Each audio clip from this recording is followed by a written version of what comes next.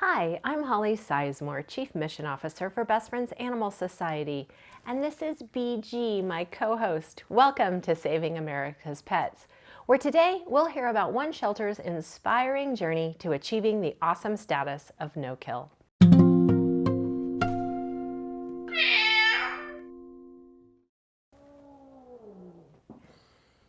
You may think achieving no-kill in every shelter in every community is aspirational at best, a pipe dream at worst. And yet that is exactly what Best Friends and thousands of shelters across the U.S. are striving for.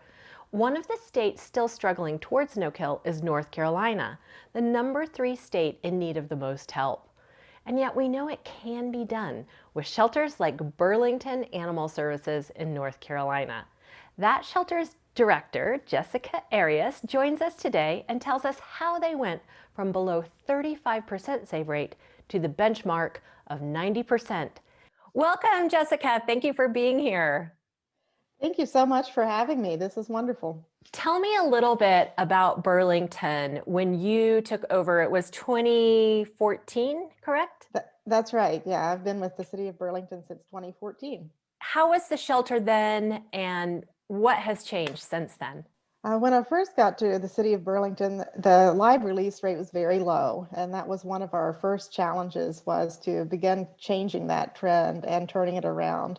And over the years, we've put several really exciting programs in place at the shelter that's really helped us attain a positive outcome for more than 90% of pets. And as of 2021, this is our third consecutive year of um, being at no-kill levels. And it wouldn't have been possible without, of course, the incredible support from our community and, volunteers and the staff and just, we just have a wonderful agency, and it's because of all the community support that we receive.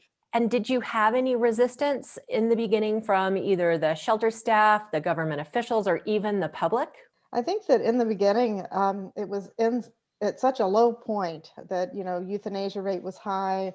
There was a lot of distrust from the community about the agency because of, the life-saving levels. And, it was poised for a time for change. So I think it was an opportune time when I was able to get into the role. I think folks were ready for change, and it was wonderful, kind of facilitating and being instrumental in moving that forward. Our agency actually is the shelter for the entire county.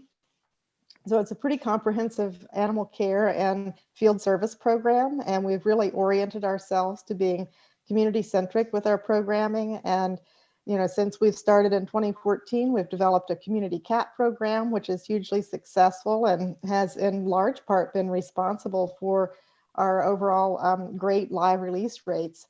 And we've began developing our pet help support program to help keep pets in homes with their families, and kind of a safety net type service where we supply food and supplies for families that are faced with urgent situations or emergency situations, unforeseen, and they just need some help.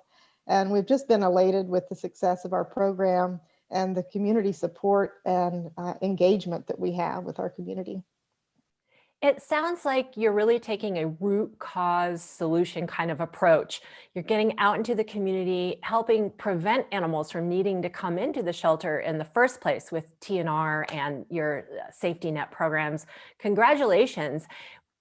Clearly, the lives saved is a huge boon. How has your staff changed as a result of all these different ways of doing business? Yeah, I think that, staff morale has just been completely transformed. Of course, when you're working in an environment where you're having to euthanize animals every day and face, negative criticism from the public for the work that you do, that's really a tough place to be in, especially for, someone working in an animal shelter that is there because they want to help animals. And so being able to turn it around where we, now have such a high live release rate, we're saving animals, we're working with the community and getting their support. The community is cheering us on and now 100% behind us. It's just been an incredible transformation for those staff members, and to see the morale, the increased morale at the Animal Services Center has just been terrific, and how that's changed. I think that speaking of, folks that had to work in environments where there's lots of euthanasia, it negatively impacts your psyche and really is such a stressful thing for, stressful environment for people that love animals to work in. That's incredible to hear. I think sometimes we forget that it's just as much about the people who work in animal shelters as it is about the animals. And that's so wonderful. Let's face it, North Carolina doesn't have a great reputation for community cat policies and community cat programs. Even from the state level, there's a lot of barriers to doing community cat work. What advice would you have to other shelters in North Carolina who want to do community cat programs but feel they don't have the support of the government or the public? I definitely think it's entirely possible to have a successful community cat program that's tailored for the specific needs and the citizens within your own community. And I think that you start with education and just being transparent about what happens at animal shelters and the statistics, and just really educating your local elected officials on the issues.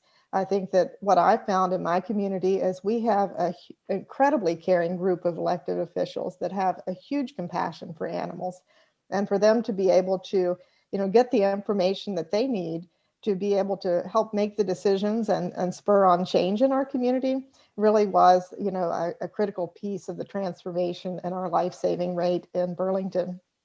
And so I would encourage folks to, develop relationships and have conversations with your local elected officials as a starting point.